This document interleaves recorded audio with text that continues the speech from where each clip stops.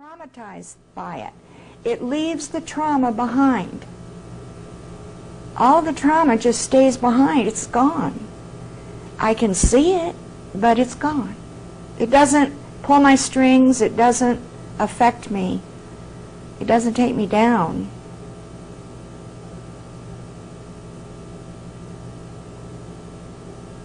How did your son get murdered?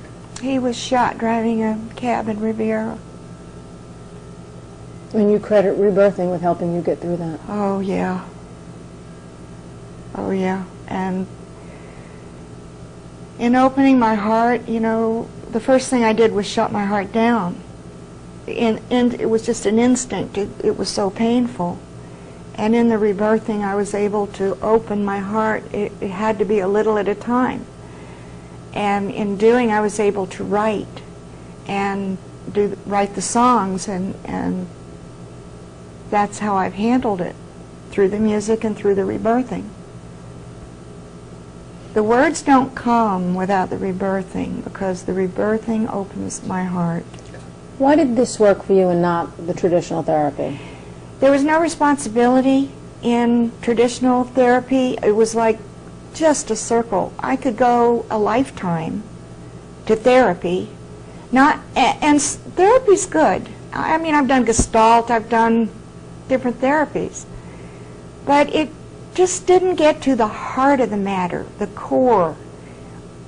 If you can get to the heart, to the core of it, then you're empowered, because once I could see my own stands in the way I see life and the decisions I've made, and why that happened to me and why that keeps happening to me, and see that I am the one responsible, then I'm empowered, because, gee, if I did that, I can also change that if I don't like it. Could I say that traditional therapy would work for some people, but this is just what it took for you? Sure. Okay. Sure. Well, you've passed this on to grandchildren as well. Oh, yes. I started with 2 infants who were born with addicted mothers. And they were newborn, and I would hold them close on my shoulder, and I would just start breathing right past their ear and hold them and breathe, and they would pick up my breath. An infant pick up my breath and breathe. You have to breathe a little faster. But they pick up my breath and breathe with me, and when things become emotional for the infant, they'd start crying. But you know, you have to tune in with your heart. You have to really tune into that child to know there's something coming up for them. You have to be close, almost like a bond, to that child to sense. You have to sense what the child is going through. And they'll be fine, they'll be breathing, and then all of a sudden they'll just start wailing. And I'd stroke the child, and I'd tell him, you're safe, you're fine, I'm so glad you chose to be here. And within moments, the child is breathing again. And then I have an autistic grandson at 3 years old. Oh my, he was so out of control, he couldn't talk. He was in school, special schools, and was a major discipline problem. He just was off the wall. And you couldn't touch him. He wouldn't look at you. And I just rebirthed him. I started in a bathtub where I'd hold him in the water and breathe, and he would get so angry. And I'd tell him, that's okay, you're angry, just breathe. Breathe it out and surrender. And he would. So I kept doing it, and he would. And it would come and go. In 3 or 4 times, he'd have terrible anger or grief. He'd cry with a deep sobbing. And I just kept breathing and telling him, honey, you're safe, you're fine. And he got through that. And then later, when he was too big for me to hold, he's very strong, I put him on his top bunk bed and just wrapped my arms around him and held him and rebirthed him. Breathing, I breathe, and he picks up my breath. And it's really cute, because Larry's walking around every now and then. He'd look at me and he'd start breathing because he knows. But he let me caress him and touch him and hold him and kiss him. And during the rebirthing, he listened, and as he's breathing, he took in when I would tell him, honey, you're safe. Thank you for being here. You're perfect. Everything's fine. It's just like it's supposed to be. And you're safe. And I'd have to tell him to surrender. When you surrender and breathe, if you'll just surrender and breathe, it's done. And he got it and quit struggling with it. He just got it. Just like that. The struggle stopped. So he went back to school, and there was such a major difference that his teacher asked Mom, what are you doing? What's going on at home? There's a major difference with Andrew. And the difference was the rebirthing. And she said, keep it up. Whatever you're doing, keep it up. So off and on, periodically, I do. I would imagine people that are, anybody who's skeptical of this would say, it's rebirthing, it's you're breathing, you're relaxing. It's not quite that way for me. I have to consciously think to breathe, to connect my breath, because it's a connection of the breath. I have a tendency to hold my breath for a long time without knowing it. So rebirthing is the process of a connected breath. And if you're not used to doing that, it's difficult. For me, it was at first. I had to think about it, but it just happened. If you just are committed to doing it, and you do it, it just flows. All of a sudden, your breath breathes you. And you don't have to think about it. You don't have to try.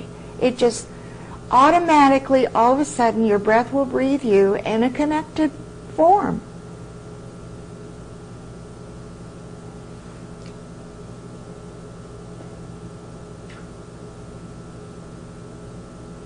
When did you start to see results?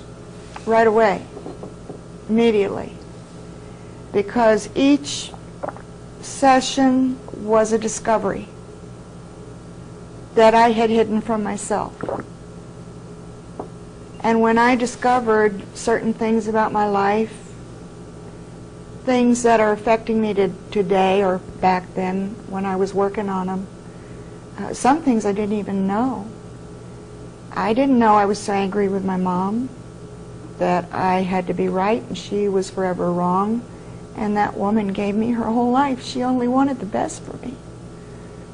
She wanted it all for me. And I had to be in control. That was another issue I learned in my rebirthings, was how strongly I had to hold control of life and everything to survive. And in the rebirthings, I'm able to let that go and take it. I create it as it is, without having to manipulate it.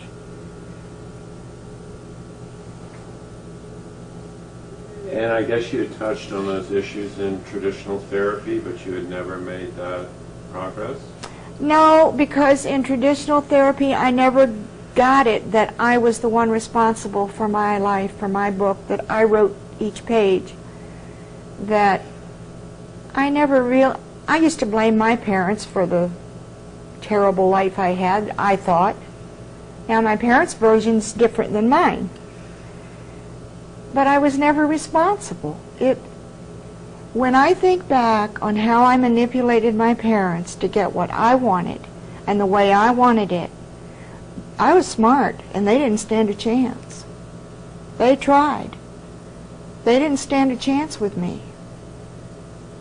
And when I really saw how I did that to them, to people that loved me, that were dedicated to me, it was like, oh, I am so sorry. That's the first thing I did, was went home and apologized to my mother. I am so sorry. So sorry. Anyone listening to this who says, I don't think so, your response? That might be true for that person, but you have to come from your heart to be able to do that. Or you have to really integrate it inside your being to really know the truth of the whole matter. That some people do, some people don't. If they can't do it, they can't. But my experience is it healed my relationship with my mother. It healed my relationship with my children, especially one daughter that I wanted to be close with and never had had a relationship with, because she had the same struggle going on with me that I had with my mother. So it was like a family pattern that was set up.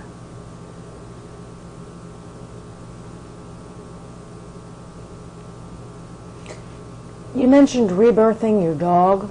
Yes, we picked up a stray in the woods, about 2 months old, and he was afraid. He had to live on his own. Got him home, and he was sick and out of hand and nervous and scared of everything. And I just decided it works with people, and I sat down and breathed with my dog. And I did it twice, and he's fine. He picked up the breath, breathed with me, which surprised me. He would whimper. He would get to a point where he would just whimper. And then I told him he was fine, he was safe, he was loved, he was cared, and he'd stop. It's like he understood every single word I said, all of it. And I know it had to be something that was coming from really deep. There were times he'd be yelping around or struggling to get away, didn't want to do it. But I just breathe. Just keep breathing and let them know it's fine, it's okay.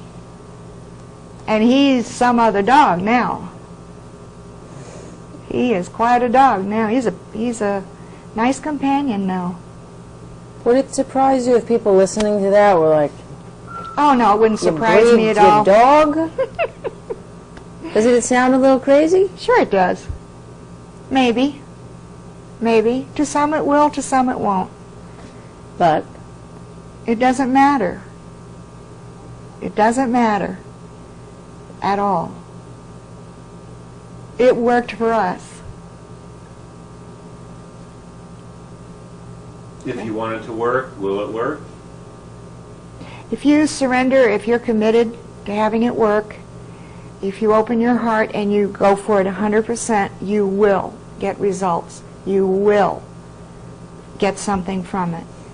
And I find that through the years, I've done this through the years off and on, and I find that life changes, and I'm in different places in my life, so I get new things.